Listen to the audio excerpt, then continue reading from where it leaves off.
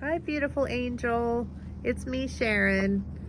I'm here to tell you the story of how I found the will to live after spending a year suicidal following my self-inflicted spinal cord injury, resulting in quadriplegia for life. So, if you have not seen my previous videos, I would suggest you watch those first. In the first video, I tell you exactly what happened from my memory, as far as I remember it, the night that I broke my neck. The next video I talked about the first 5 months of my injury, rehab, hospitals, all that kind of stuff. And then the last video I posted was about the year that I spent planning to go to Switzerland to do assisted suicide and leave this planet forever. After that first year of my injury, and I spent it in rehab, hospitals, and then in a new apartment with my then husband, I struggled so much. And then after that year, I was invited to come home by my family back in Florida. So I took a business class flight so I could lay down with a friend / colleague of mine back to Florida. We landed in Orlando and then got a van to my parents' house. And as soon as I got to my parents' house, I felt this elation, this relief, and this joy and love that I had been so robbed of for the last year. It was as though somebody was watering my seeds, watering all those seeds inside of me that were trying to fight past this really awful thing that had happened, that I did. I felt like the spinal cord injury, I had a ship in life, and it was always set head on, live life to the fullest. After my spinal cord injury, I feel like that ship immediately turned around and tried to go die. And over the course of that first year, and then especially when I got home to Florida, that ship was turning around back towards all engines roaring towards, all motors roaring towards life and the beauty in life and having an amazing life, a phenomenal life, a fulfilling life, a joyous life, a happy life. So the things that helped me turn that ship around, well, there's a few. Just the very presence of my family helped and so much. But there were three specific things that I can kind of mark as the catalysts to me making that decision at that time to say, no, I don't want to go to Switzerland anymore.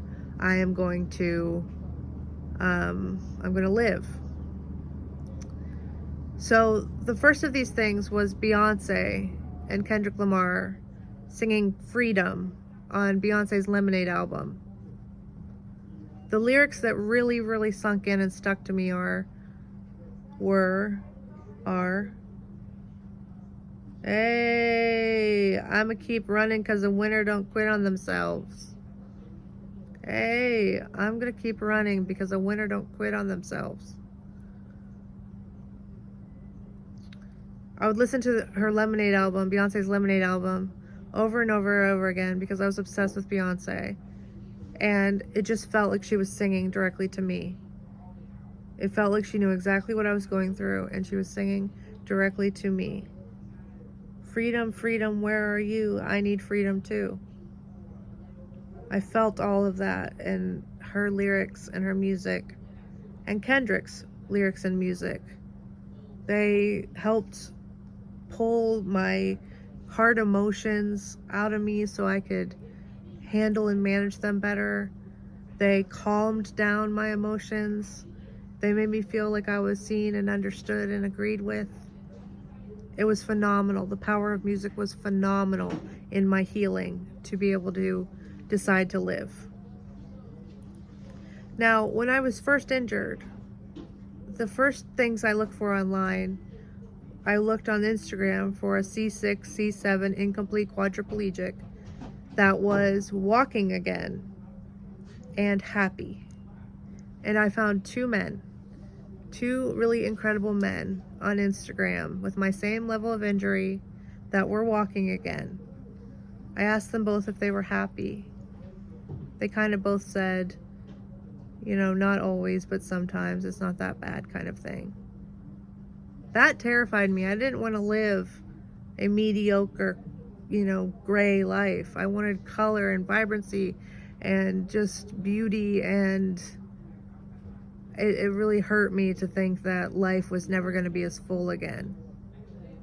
But oh, was I wrong, because it has become fuller than ever now. And that's the power of Christ. That's the power of God. And that's the power of Beyonce. So the Beyonce music with Kendrick Lamar, that specific song, those specific lyrics, was one of the hugest catalysts for those moments where the ship was finally turning around towards the right direction.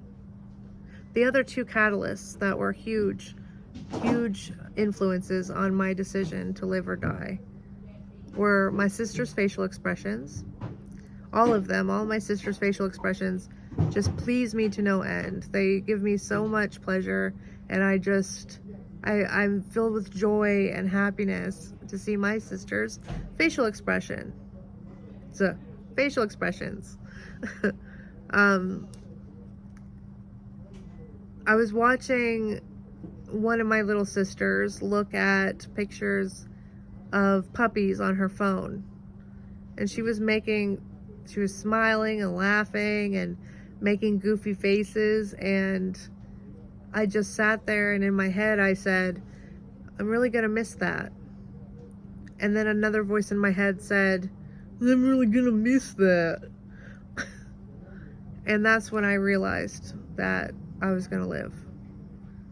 And my immediate reaction was, no. If I have to agree to live, that means I have to be quadriplegic and living, which is something that I never really considered before. I was only considering being quadriplegic and dying. So this was different.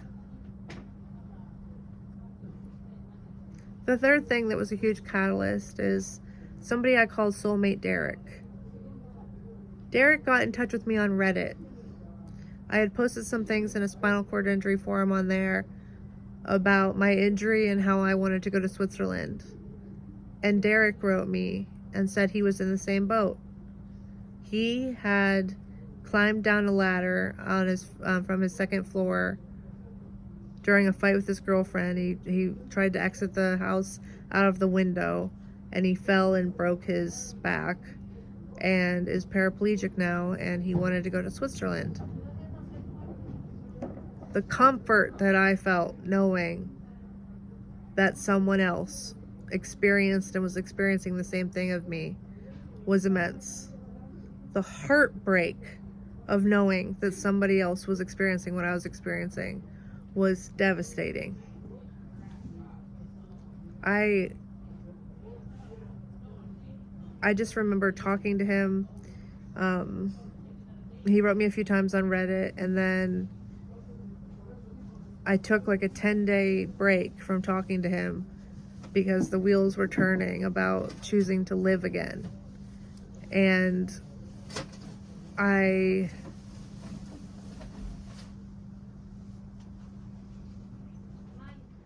the wheels were turning. My sister's facial expressions, the music by Beyonce and Kendrick Lamar. And now talking to somebody, speaking on an online forum through text to somebody who was experiencing the same thing as me at the same time, put those gears into kind of overdrive, revved that motor towards the direction of life on my ship that had turned around. I gave myself 10 days. I think it was 10 days where I didn't text Derek back, and I just thought. I didn't tell anybody that I wanted to live yet because I was afraid that maybe I would change my mind and I still wanted to be able to go to Switzerland, or I was afraid that I would change my mind and disappoint them. So I waited with that information with myself for a while, and then I realized that every day the will to grow was getting stronger, because when it comes down to it, I would stay alive and live a life of painful misery just to see one of my sister's facial expressions. That's what life means to me, that it's enough just to see a loved one's facial expressions to be alive for. And I don't think I had noticed how beautiful and intense and emotional and just stunning facial expressions are. We have so many facial expressions. And when you're paralyzed and you can't move, maybe that's the reason I started picking it up more, noticing it more. Maybe because it was something I still had, my facial expressions. So I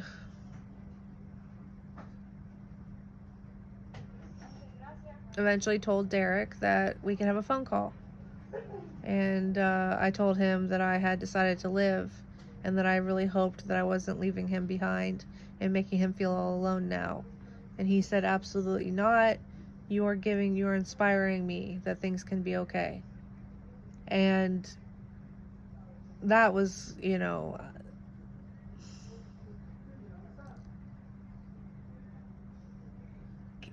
sometimes, like, what you've gone through in life, you don't have a choice but to be a big influence on other people. And my story is one of those things. So anyway, I told Derek, like, I asked him, like, let's have a phone call. And he called, I answered, and he said, there she is. And then within the first 6 minutes of the phone call, I told him I love you. And we were on the phone for almost 4 hours talking about quantum mechanics. And I asked him if he understood, or if he thought he could understand the basic principles of quantum mechanics, if he studied hard enough. And he told me he already did understand. And so my mind was blown, and I got to talk about something very intelligent with someone that was smarter than me on a subject, more educated than me on a subject.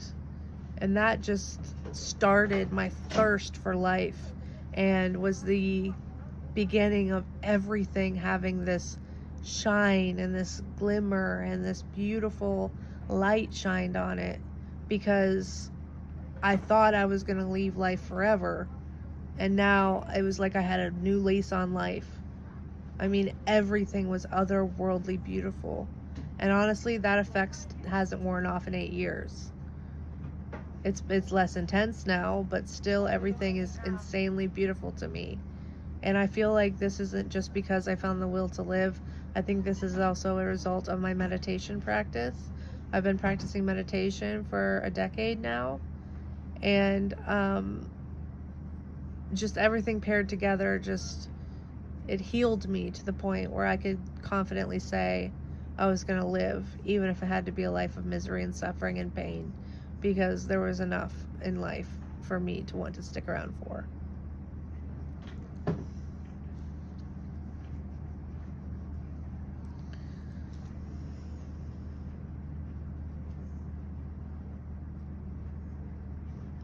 So I talked to Derek,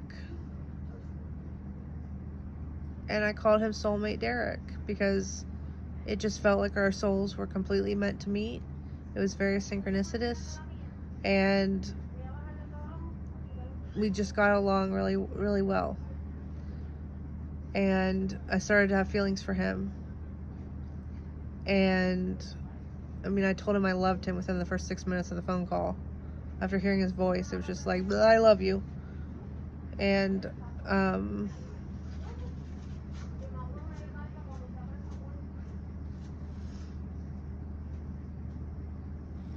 we were talking when I went back to Dubai.